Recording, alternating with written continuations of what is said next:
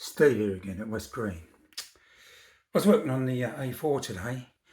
I've been cutting some, video is not about the A4, but I've been cutting out some parts of my motion bracket, and I left it because this afternoon I went to my good mate's place, Brian.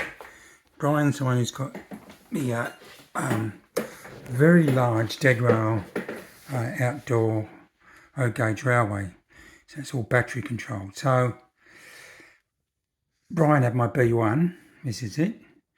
And what we did, or what Brian did, it's my mate, I call him Brian because he's got a Twain set. Because I'll always be a bit daft, I suppose. Anyway, that's who I am. Anyway, what Brian did, Brian recommended I got some Lokpilot 5 decoder. So I bought those and I took it around there. So what we've done,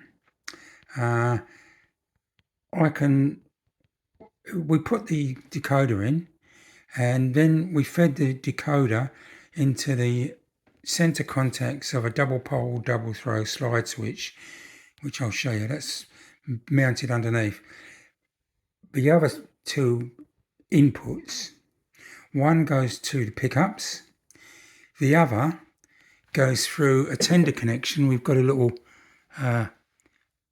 plug here, and what Brian's got is he's got these, I don't know where he got them from. It's actually two rare earth magnets on each side, so you don't have to plug them together, they clip together. And of course you can't get the polarity wrong because you've got north to north and south to south, and they repel, so there's only one way to put it.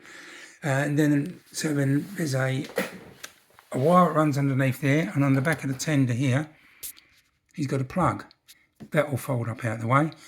So what Brian's got, he's got a few coaches which are battery wagons. He's got a what do I call them? A little four-wheel BR standard parcel vans. I can't think of a name they call them now, but anyway, you guys will know. And he's got a battery in it, and he's got, I think he said it's a Digitrax Wi-Fi.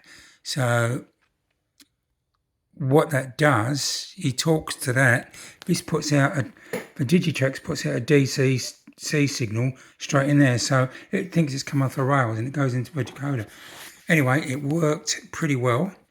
I'll show you in a minute. So here's the bottom of the loco, or the tender. So there's the plug, goes through here. Now here, this is this thing I was telling you about. These are rare earth magnets, and you can just pull them apart. That goes in, and up here, what Brian did is mount. You can see it there. Hold on, I'm just going to get a little pointer. Where am I? See the switch? So at the moment, that is set. We ran it last inside.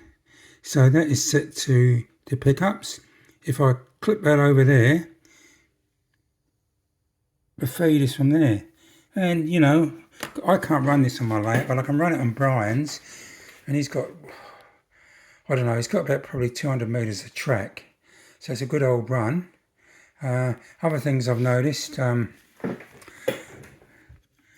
even though some of the curves, this is fouling, so I've got to fix that up.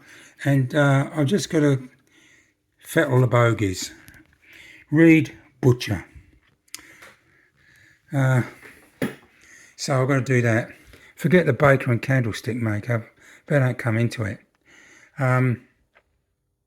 What else was I going to say? When you watch the video, one thing you'll notice is the second and third clip. I don't know how I did this. I was on my phone, and I must have had it set to slow motion, so everything coming up, blah blah blah, like that. So what I've done is I decided the best thing I can do is just get rid of the. I sped it up to get the motion right, but the sound goes funny, so I've just turned down all the sound so you won't hear my dulcet voices. So thanks for watching. Hope you enjoy this video. So there's my B1 and Brian. Old Brian in his Twain set. Brian? No. He's gonna hit me. G'day, Brian.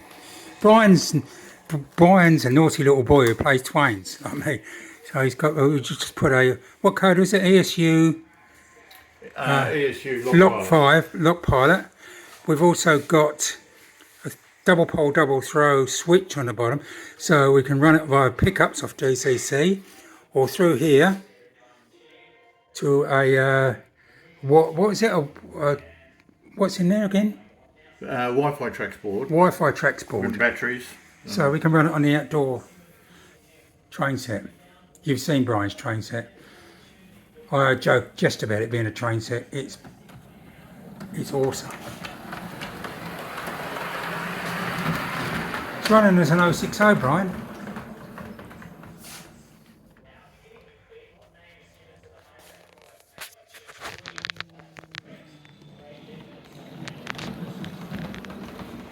Seems to be running okay, doesn't it? Yep. That's fantastic.